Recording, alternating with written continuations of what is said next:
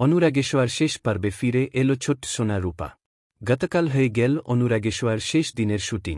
শেষ দিনের শুটিং এ দেখা গিয়েছে অনুরাগেশ্বর সকল টিম মেম্বারদের, যাদেরকে শুরু থেকে এখন অবধি অনুরাগেচ্ছায় অভিনয় করতে দেখা গিয়েছিল।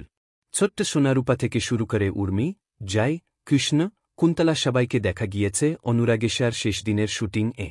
তবে দুর্ভাগ্যবশত ধারাবাহিকের প্রধান চরিত্র মিশকা, সূর্য, লাবণ্য সেনগুপ্ত আরও অনেককেই দেখা যায়নি। হয়তো ব্যস্ততার কারণে অনুরাগের ছোঁয়ার শেষ দিনের শুটিং এ আসতে পারেননি তারা।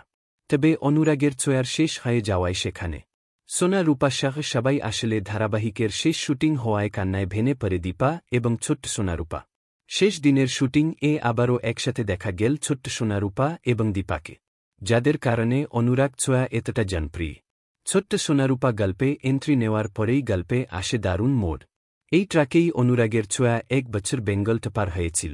অনুরাগের ছোঁয়ার শেষ শুটিং এ ছোট্ট সোনারূপাকে দেখে আপনারা কতটা খুশি হয়েছেন কমেন্টে জানাবেন।